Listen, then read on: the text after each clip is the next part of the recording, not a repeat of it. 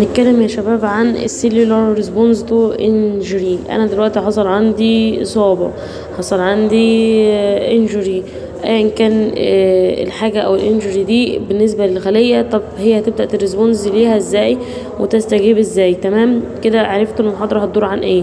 اول حاجه بقولك مور اكسسيف فيسيولوجيكال ستريس، في ستريس اور باثولوجيكال ستيمولاي، حاجه محفزه او ستيمولاي مرضي او باثولوجيك، خلاص نتج عنه حاجتين، اما ادابتيشن ان انا اتكافئ على الوضع اللي حصل او على الاصابه اللي حصلت دي، او سيل انجري. طيب الادابتيشن دي يا دكتور بتكون لما حاجتين باثولوجيكال او فيسيولوجيكال ستيمولاي انديوس لنيو بات التر السيت ويغير لي الحاله، خلاص ذات منتين السيل فايابيليتي. تخلي بالك قالك ايه؟ بتغير الحاله منتين السيل فايابيليتي، انا لسه الخليه عندي حيه ونفس الايه لسه فايبل معايا.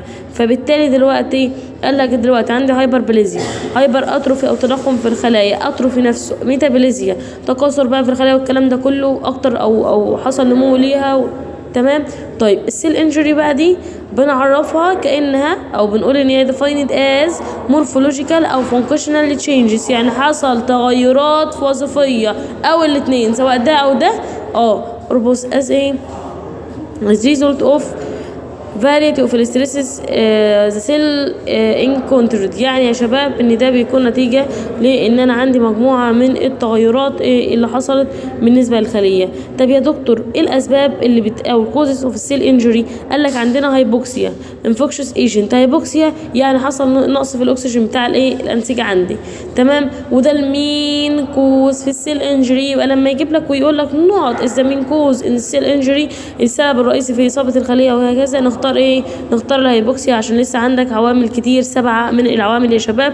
اول حاجه فيهم الهايبوكسيا وده اهم سبب، نقص الاكسجين في الانسجه، خلاص. وطبعا ده بيكون مسبب بواسطه الاسكيميا اللي هو زي مثلا حاله الاوكليوجن او الارتريال اوكليوجن او الاسيروسكلوروز اللي هو تصلب في الشرايين، انسداد في الشرايين وهكذا. فبالتالي بينتج عنه inadequate اوكسجينيشن، نقص الاكسجين اهو بقى غير كافي، وزي مثلا الكاردياك او الريسبيراتوري ديسيز، امراض القلب والأوعية او مرض التنفسي او الجهاز التنفس. طيب بعد كده بيقول لك الايه decreased الاكسجين كاباسيتي، نفس الحوار ده من ضمن الاسباب، نقص الاكسجين كاباسيتي، خلاص. زي مثلا في حاله الانيميا، ما هو كرات الدم الحمراء قلت وبالتالي بقى في انيميا. بعد كده الكربون مونوكسيد، الكربون مونوكسيد ثاني اكسيد الكربون مثلا عمل لي بويزنينج او سميه، من ضمن الاسباب، ده مثال اهو، خلاص. طيب الانفكشوس ايجنت ما تعدش بقى العوامل المعديه، ايه؟ بكتيريا، فيروسات، فطريات، ايا كان. عندك كمان الفيزيكال ايجنت زي تروما، اكستريمز مثلا.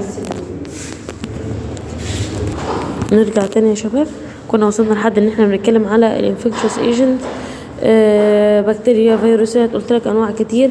الفيزيكال ايجنت برضو عرفنا ان هو مثلا في تروما، خبطه مثلا، درجه حراره عاليه، مش عارفه، اشعه وراديشن كتير بقى. عندك كمان الكيميكال، حاجات كيميائيه زي مثلا بيوزنس، سميات مثلا، الكاليز بقى، زياده الاسيد، زياده الاحماض، سترونج اسيد، نفس الحوار زي ما اقول لك، تمام. عندك حاجات اميونولوجيكال كرد فعل مناعيه اللي هو الاوتوميونيتي او الرجي، حساسيه من الحاجه دي، كل ده هيأثر معايا. عندك النيوتريشنال امبالانس، في عدم توازن في الغذاء، زي البروتين ديفيشنسي، نقص البروتين، زي لاك اوف السبيسيفيك فيتامينز، نقص مثلا بعض المعادن المحدده وهكذا. عندك جينيتيك ريرنجمنتس، كروموزومال alterations، جين ميوتيشن، اللي هو انا عندي مثلا حاجات في الجينيه والكروموسومات هي اللي بتاثر معايا، كل دي اسباب. طب انا عندي يا شباب الميكانيزم بقى، الميكانيزم بتاع السيل انجري، امبيرد انرجي برودكشن، اللي هو الاي تي بي ديبليشن، اللي هو انا عندي مثلا حصل نفاذ للطاقه في الخليه اللي هو الاي تي بي، مين لي كوزد باي هايبوكسيا اند توكسينز. ده يا شباب بيكون بشكل اساسي مسبب بسبب الهايبوكسيا، نقص الاكسجين في الانسجه والتوكسينز او السموم. حلو قوي. بعد كده عندك بيقول لك الافكتس اوف الصوديوم بامب فولود باي ووتر انتري الصوديوم تو انتر ذا سيل، عشان ان هو يدخل الخليه، تمام قوي. والبوتاسيوم ان هو تو اكزيت، المفروض البوتاسيوم يخرج، فبالتالي هنا عندي اكيوميليشن للووتر داخل مين؟ الخليه. شطاطير، ركزوا معايا قوي. طيب رقم 2 بيقول لك سويتش الايه الانيروبيك ميتابوليزم. انيروبيك يعني هنا مفيش هواء، يعني مفيش اكسجين، تمام. طيب فبالتالي هيزود الاسموتيك لود على ايه داخل الخليه. حلو، تمام. عندك الكوزس بقى بتاعت الفاتي ليفر، وانا مش عارفه هي الصفحات مش مرقمه ومش ورا بعضها. هحاول اشوف صفحه 7 فين ونكمل. طبعا انتوا بعتولي الصفحات مش ورا بعضها، مش معموله اصلا PDF، فانا مضطره ان انا اشرح عشان امتحانكم تقريبا بكره او بعد بكره، مش عارفه امتى بالظبط، فلازم مضطرين ان احنا نكمل. عندنا امبيريد للسيل ممبرين فانكشن، ضعف الوظيفه بتاعه الغشاء. دي طبعا بكون كوزد باي دايركت دامج، حصل مثلا عندي تلف بشكل دايركت او مباشر عن طريق السموم او التوكسينز اللي حصلت عن طريق حاجات مثلا او عوامل كيميائيه، حاجات فيزيكال وهكذا. عندي اكتيفيشن او في الكومبلمنت انتاج لفري راديكالز. عندك نقص الاستراكشر انتجريتي، نقص الفانكشن او الوظيفه ويز ديفكتس في الممبرين برميبيليتي. يعني انا عندي اصلا يا شباب الوظيفه بتاعت او حصل عندي ديفكت او عجز في مشكله في الغشاء نفسه بتاع الخليه. قال لك كمان زياده الانتراسيلولار كالسيوم. يعني انا عندي الكالسيوم زاد جوه الخليه، خلاص. الكالسيوم ده بيكون مينتيند از اكستريملي لو ليفلز، حافظ عليه كأنه هو بيكون المستوى بتاعه قليل باي ممبرين انرجي. عندنا كمان الاسكيميا والتوكسينز اللي حصلت دي، خلاص. دي كان كوز بتسبب لي كالسيوم انفلكس عبر البلازما ممبرين من الميتوكوندريا والاندوبلازميك ريتيكوليوم. في كمان الافكتس او التأثيرات اكتيفيتيز عن طريق الفولوينج انزيم. في انزيمات كتير جدا، الانزيمات دي عايزاك تعرف لي بس مين اللي زاد مين اللي قل. يعني مثلا ATP ده بيزود ATP ديبليشن، ان احنا دلوقتي مستوى الطاقه بتاعي بيحصل له نفاذ او ديبليشن. عندك الكورماتين خلاص بيحصل له فريجمنتيشن. طيب بس ده اللي عايزاك تعرفه لي هنا بالنسبه للانزيمز دي. بعد كده بالنسبه للبرودكشن اوف الاكسجين فري راديكالز، الاكسجين فري راديكالز ده بيكون هايلي رياكتيف ان ستيبل اوكسجين مولكيول ذات كان بس اورجانيك اند ان اورجانيك ماتيريالز، زي مثلا تعرف برضو الامثله الصبر اوكسيد والهيدروجين اوكسيد. طيب الاسباب بتاعتها حاجات برضو تعرض لاشعاع راديشن، حاجات كيماويه كيميكالز اثناء مثلا نورمال ميتابوليزم لو في تمثيل غذائي شغال وهكذا. طبعا الافكتس عندك دامج لللايبيدز، تلف مثلا لللايبيدات، البروتينز، الفريجمنتيشن برضو للسيلولار DNA اللي موجود جوه الخليه. الميتوكوندريال دامج، حصل اصلا دامج في الميتوكوندريا.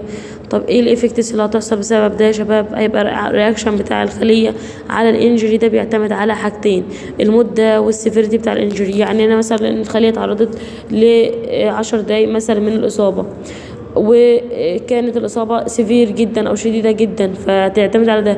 على عكس لو كانت 5 دقايق بس وما كانت الإصابة مش شديدة، فدي هو فرقت معايا. يبقى المدة والسيفيرتي بتاع الإصابة، نوع النسيج نفسه اللي اتصاب، والديسابيليتي الإعاقة أو الحاجات اللي حصلت. نسيت ايه في الادابتيليتي كمان، اللي هي ادابتلي بتتكيف معاها ازاي. خلاص. في حاجات يا شباب ريفرسبل، ودي طبعا انتوا كنتوا معايا السنة اللي فاتوا عارفين ايه الفرق بين الريفرسبل والريفرسبل في الفسيولوجي والكلام ده كله. ريفرسبل حاجات انا اقدر اصلحها، يعني يمكن الرجوع فيها، يعني ينفع ان انا اعدل فيها. الريفرسبل يعني ما فيش رجوع فيها، ما ينفعش ان انا اعدل فيها. طيب فالريفرسبل اللي هو الديجنريشن دي عن طريق مايلد انرجي. اهو لسه بقول لك الاصابه خفيفه وفي نفس الوقت المده قليله، فبالتالي يقدر ان انا اعدل فيها، يقدر ان انا اصلحها، تمام. طيب فطبعا عندك الافكتس اللي حصلت كانت اونلي ذا سيتوبلازم، التاثير كمان كان على السيتوبلازم بس، فكان رد الفعل كويس. طيب طبعا ده بيشمل مثلا كلود سويلنج، تورمات بقى وهكذا. عندك مثلا طبعا بالنسبه لصفحه 7 نرجع جبنا صفحة 8. مهم جدا جدا نعرف الفرق بين الريفرسبل والريفرسبل. الريفرسبل سيل انجري يا شباب اللي هو السيل ديث، كده موت الخلية بقى، لأن كانت الإصابة شديدة جدا. كانت وقت التعرض للإصابة طويل جدا. طبعا مثلا زي دامج للنيوكلاس. طب انت عندك أصلا تلف في النيوكلاس أو النواة نفسها، فالموضوع صعب. طبعا ده بيشمل نيكروزس، النخر في الوعاء الدموية مثلا، بيشمل بوبتوزس. تمام. ايه النيكروزس دي يا دكتور؟ ده لوكال ديث، موت لجروب من السيلز او مجموعة من الخلايا وزن الليفينج بودي اللي هو اثناء الحياة بتاعتها. تمام.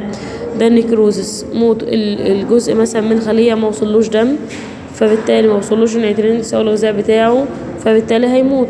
يعني فاهمين؟ فالاصابه هنا شديده، ووقت هو فضل ما يوصلوش مثلا غذاء او نيوترينتس او البلاد لفتره طويله، فالسيفيرتي او الاصابه شديده، وفي نفس الوقت وقت التعرض طويل، فبالتالي حصل ده. طيب الماكروفاجيال تشينجز اللي هتحصل بالنسبه للبيكتشر، عندك ده ظهور وايتش او يولش، يعني هتلاقي مثلا ايه، لون مبيض او مصفر كده شويه حوالين الريد ارياس في المناطق الحمراء بسبب الانفلاماتوري رياكشن، يعني هو اصلا هيحصل التهاب وانفلاميشن.